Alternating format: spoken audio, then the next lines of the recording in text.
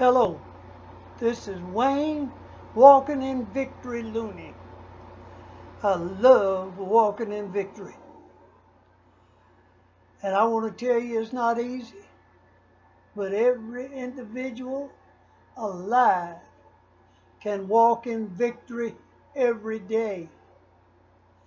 All you've got to do is to realize that God placed a dream in you.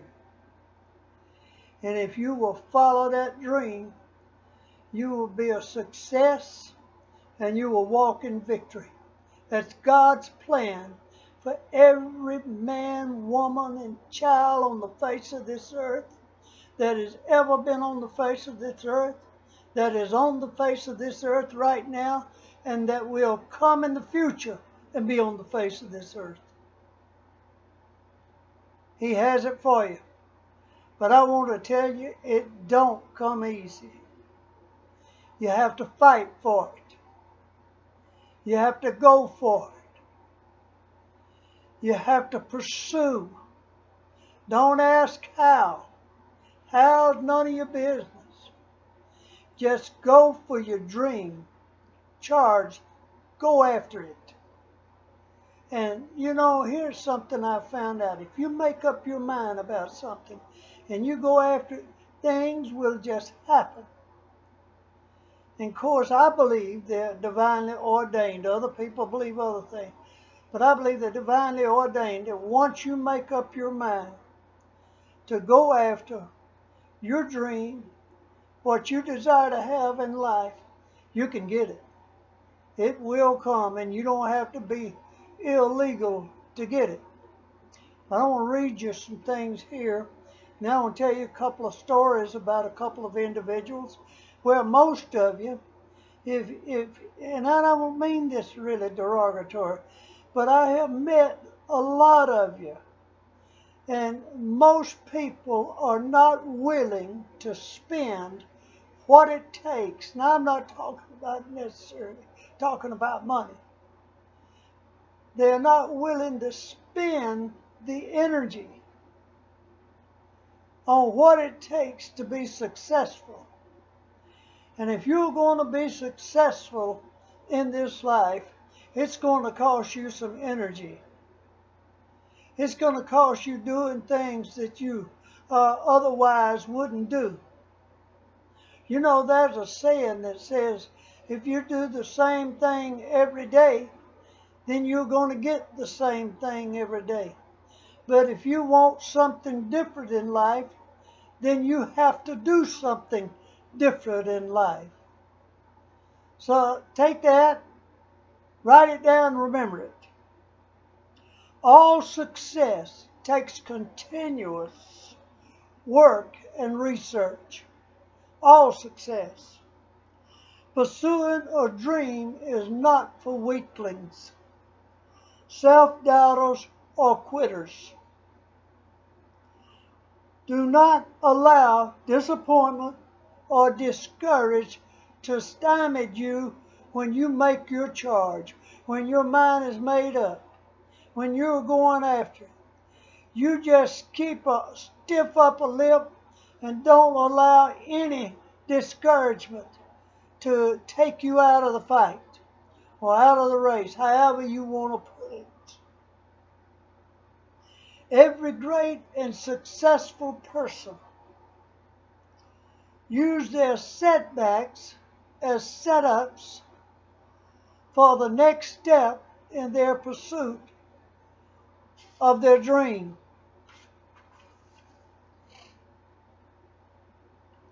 If you're going to be a winner in life, you have to constantly go beyond your best. And I advise people out on the job, always go beyond what you are assigned to do. Do a little more than what's required of you. That's how you get noticed from people that are above you. Now, it may take a while, but they'll notice it when you first start. But they're watching you. And if you continue to go beyond what is necessary on your job, guess whose name comes up in the promotion list? That's right, be yours. You were born to win. But to be a winner, you must plan to win. You must prepare to win. You must expect to win. Now, what I want to tell you here is it is better to be prepared and not have an opportunity than to have an opportunity and not be prepared. Now, pause and think of that. The will to win, the desire to succeed, the urge to reach your full potential must be active in your life. These are the keys that will unlock the doors of your pursuit. And here's something else to remember. Whatever you're pursuing, whatever you're doing, always seems impossible until it's done. So that's why most of your friends will tell you what you're doing is you're wasting your time. But you can't pay any attention to them. They're not doing it. They're sitting back. They're drawing their measly little check every month. But you're not like that. You don't want to be like that. You want to do your best. You want to go after your best. That's the way it works. In order to succeed, you must first believe you can. If you don't believe you can succeed in the endeavor that you take on, then you can forget about it. If you don't believe in yourself, if you don't believe that you're able to take on any task and finish it, you're in pretty bad shape. Good, better, best. Never let it rest till your good is better and your better is best. St. Jerome.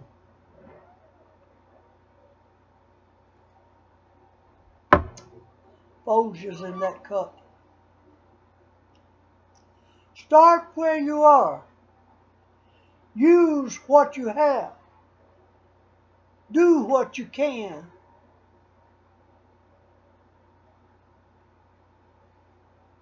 Ever tired? Ever failed? No matter. Try again. Fail again. Fail better. Fail better. You're making progress.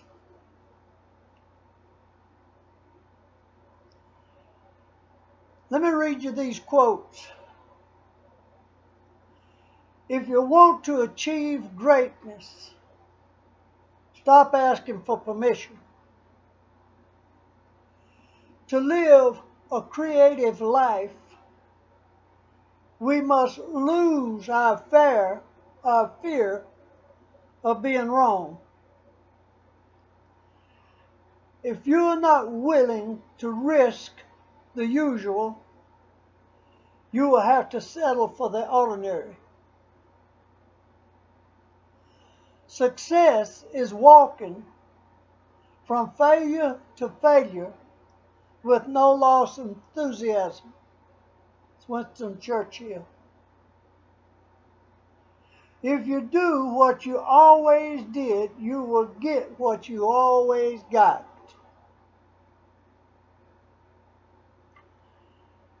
Last one is no one can make you feel inferior without your permission. No one can make you feel inferior without your permission. Now let me tell you a story. She was born in rural Mississippi to a teenage mother.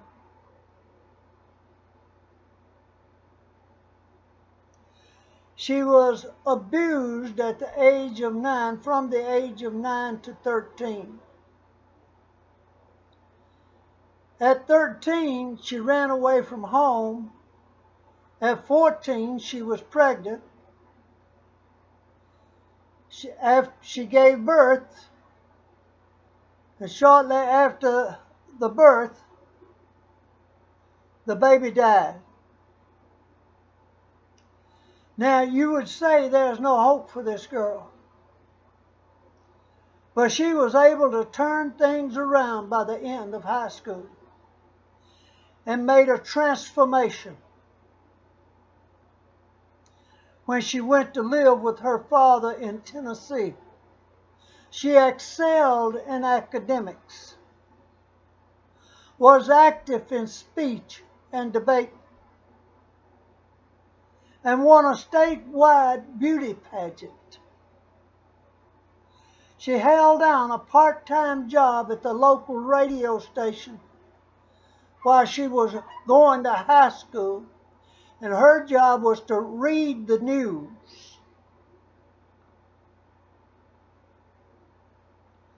She earned a full scholarship to Tennessee State, where she thrived, where she did quite well, very well. Now, I'm not going to go any further into this story that I've already gone because it takes up a lot of time. But I will tell you that today she's probably the most recognized lady in America and around the world. And I'm talking about Oprah Winfrey. Those are just a few of the things. But she didn't have quit in her.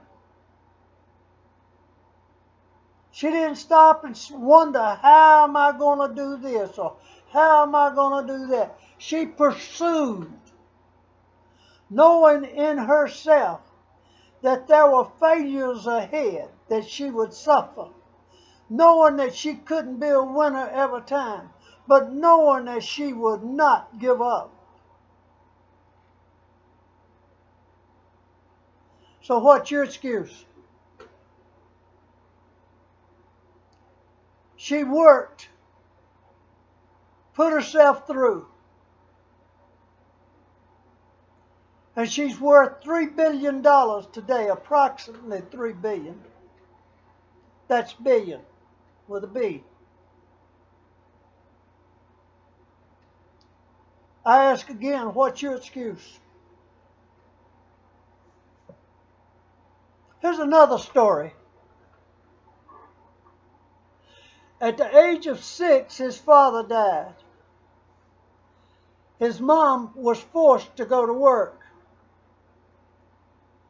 He had to stay at home and babysit his youngest brother and the baby. At age 10, he got his first job working on a farm for, get this, $2 a month. And I hear people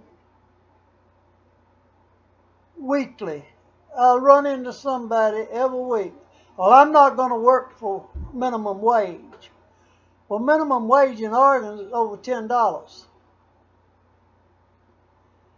And so they're not going to work for minimum wage. I don't know what they want to work for. They don't want to work. They know how to play the state, make a living off the state, while the real citizens are out there working and making money to give to them. This kid was 10 years old, got his first job on a farm working for $2 a month. When he was 12, his mother remarried and he left home. Took another farm job. He held a series of jobs over the next few years. He was a streetcar conductor at 15. Our 15-year-olds, for the most part, don't think about getting a job.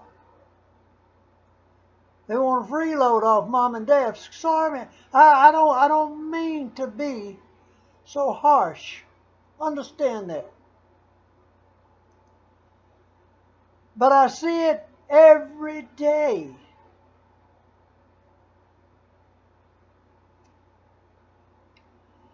At 16, he was a soldier serving in Cuba for 6 months. After that, he was a railroad fireman, studied law by correspondence and practiced in justice of the peace courts, sold insurance, operated an Ohio River steamboat, sold tires, and operated in service stations. This guy now, understand, he started off at 6. When he was 40, he began cooking for hungry travelers who stopped by the station. And pretty soon, so many people were stopping by the station that he moved into a motel across the street into their kitchen and was cooking for the next 9 years. He was cooking.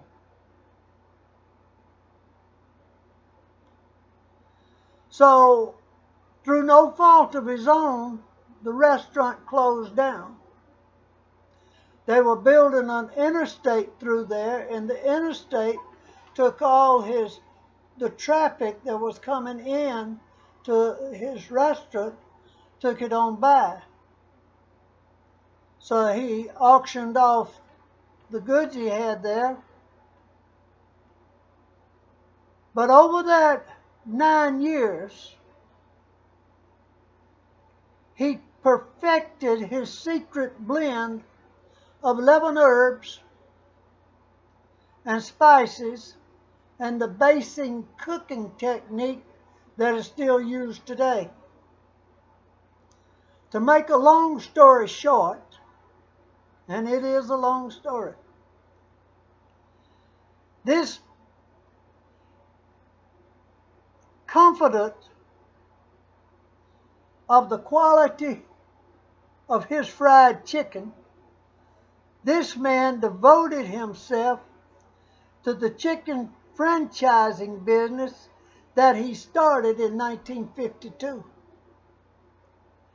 He traveled across the country by car from restaurant to restaurant, cooking batches of chicken for restaurant owners and their employees. If the reaction was favorable, he entered into a handshake agreement on the deal. Now, legend has it that he had stopped at 1,009 restaurants before he ever got a yes. The 1,010th restaurant was a yes. And things began to open for him.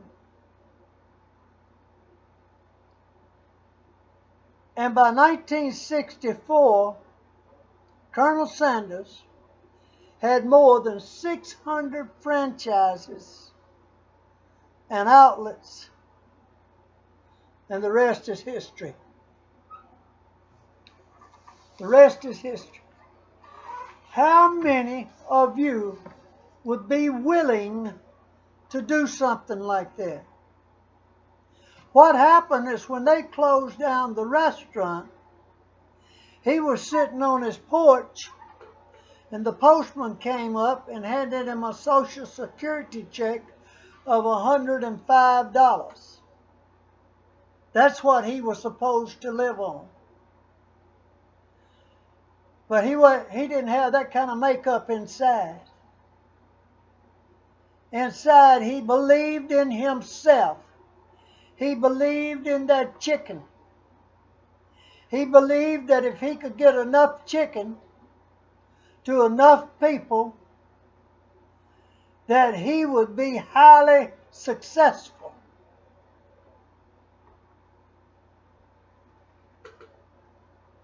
He sold his franchises, he sold his interests in the restaurant for $3 million. And he stayed on as an ambassador for Kentucky Fried Chicken up till about the end of his life. He traveled the world. This is a young 6-year-old without a father making his way in life. I just don't know that we have that left. But it can be. Search yourself. If you've got a dream, God put it there. In Jeremiah 29:11, he says, I know the plans that I have for you. Plans of good and not evil, to see that you are a success.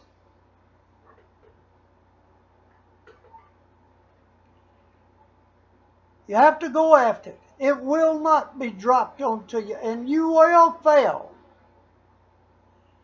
If you think you're going to go into a business and not fail along the way, if you do, I would say you were pretty fortunate. Listen, Bill Gates failed. Look him up. Google, say, did Bill Gates ever face failure? Listen, Steve Jobs got fired from his own company. Later on, he was rehired back. But they canned him. He started another business. I'm telling you, you've got it in you because God put it there. God is no respecter of persons. He put it there. It's in you. But it's not going to drop on your head. You've been dreaming about it. You need to go after it. Keep your day job. But go after your dream. Now don't let anything keep you from your dream. You may have to lose all in order to succeed. I know that doesn't sound exciting. But successful people take chances. And they use setbacks as setups. When Edison tried 10,000 different ways for creating the light bulb, he never referred to himself a failure. He said he just found 10,000 ways it wouldn't work. Now that's something. Now let me tell you about Disney. I doubt very few people today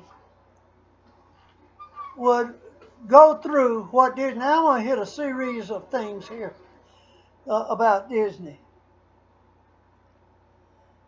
Walt formed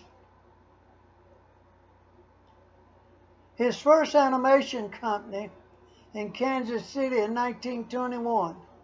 He made a deal with a distribution company in New York in which he would ship them his cartoons and get paid 6 months down the road.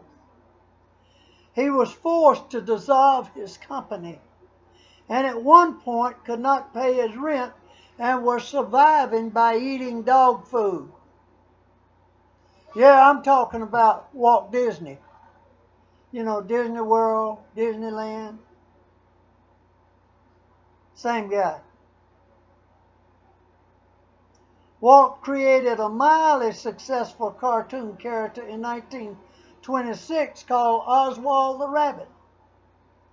When he tried to negotiate with his distributor, Universal Studios, for better rates for each cartoon, he was informed that Universal had obtained ownership of Oswald's character and they had hired Disney's artist out from under him.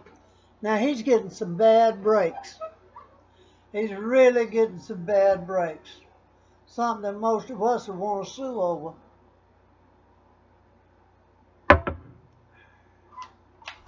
Folger's always good. When Walt tried to get MGM Studios to distribute Mickey Mouse, now listen to this. This is highly stupid. In 1927, he was told that the idea would never work. A giant mouse on the screen would terrify the women. I could have found a better excuse than that. The Three Little Pigs was rejected by distributors in 1933 because it only had 4 characters. It was felt at that time that cartoons should have as many characters in it as possible.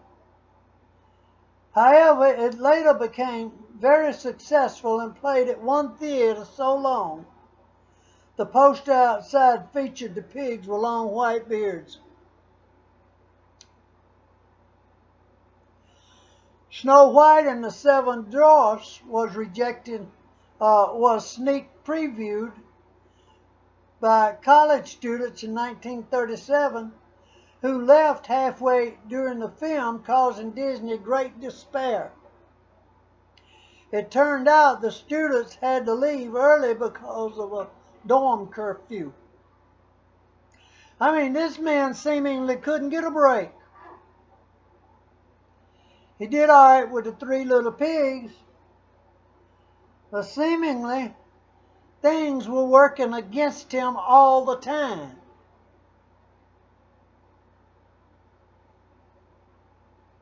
Pinocchio in 1940 became extra expensive because Walt shut down the production to make the puppet more sympathetic than the lying juvenile delinquent as presented in the original story. He also resurrected a minor character, unnamed Cricket, who tried to tell Pinocchio the difference between right and wrong until the puppet killed him with a mallet. Excited about the development of Jimmy Cricket, plus the revamped, misguided rather than rotten Pinocchio, Walt poured extra money into the film's special effects, and it ended up losing millions of dollars in its first release.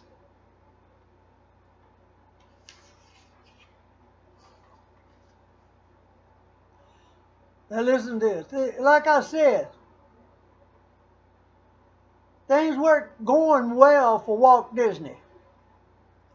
Pinocchio, for the premiere of Pinocchio, Walt hired 11 midgets, dressed them like the little puppet, and put them on top of Radio City Music Hall in New York with a full day supply of food and wine. Didn't use a lot of wisdom either, did he? The idea was that they would wave hello to the little children entering into the theater. By the middle of the hot afternoon, there were 11 drunken naked midgets running around the top of the marquee, screaming obscenities at the crowd below. The most embarrassed people were the police, who had to climb up the ladders and take the little fellows off in pillowcases.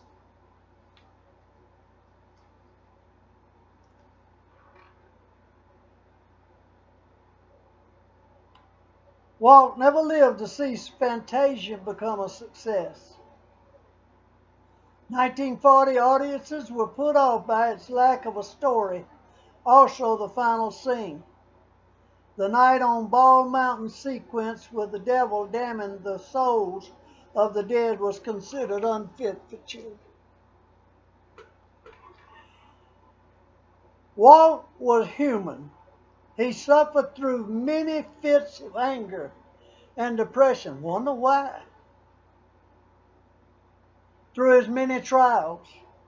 Yet he learned from each setback and continued to take even bigger risks, which, combined with the wisdom that experience and failure can provide, led to fabulous financial rewards. Of course, that was later in his life. But what I want you to see there is that Walt would not quit. He had every opportunity to close shop, ride off into the sunset, except he probably couldn't afford a horse. He had to walk off into the sunset. But folks, this is something that everybody can do. It's go after your dream, refuse to stop, don't ask how, just go after it. Things will happen. Things will turn up. When you go after it, you will succeed. It's in you. It's in you.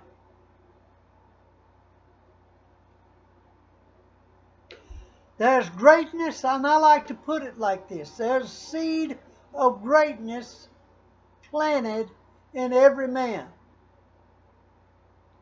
When that seed is nourished, when it is watered, when it is fed, it will bud forth. It will come out and it will grow. And you will see things happen in your life you never dreamed of. But you have to start. You don't have to be great to get started, but you have to get started to be great. God has put it there. And if you don't believe in God, that seed is still there. And if you pursue it, if you work at it, you're going to succeed. And folks, I didn't learn about all this stuff till the past 3 or 4 years. One day I'll tell my story. And it's a story much like Walt's. It's more like Walt's than it is like Colonel Sanders. I've done a lot of things. And I've run into a lot of brick walls. And one day I was talking to the Lord, and the Lord says, "You got a mouth. I have granted you the gift of gab." And, you know, I'm a minister anyway. And I told my son, I said, I'm opening a new career. He said, "What?" I said, "Public speaking." He said, "Dad, you've been speaking to the public for 40 years. Why do you need training?"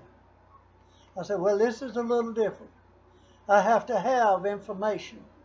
I have to know things. You know, I know my Bible. I know my Bible well. But I have to know about people. I have to know the attitude of people. What attitude will work, what attitude won't work. I found out a long time ago that gratitude is a key to whatever you have in life. Being thankful. Now, I trust that you've watched this all the way through. And I pray that it has stirred you in your heart to recognize that that thought you've been having of, if I did this, this could be my way. That thought you've been having of starting a business. That thought you've been having about returning to school, a greater degree. That thought you've been having about going out and searching for a building to rent. Let me tell you, do something different. You want to rent that building to go into business. That's what you want to do. But don't stop and ask how. Just start pursuing your dream. Start pursuing it. You may be wanting to be a airline stewardess. I think they got another name for it now. You may want to be an airline pilot. You can be. You can be.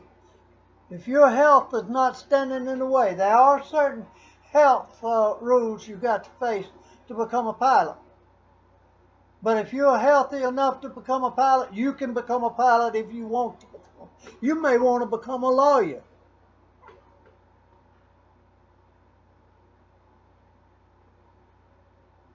I'm telling you, it's in you.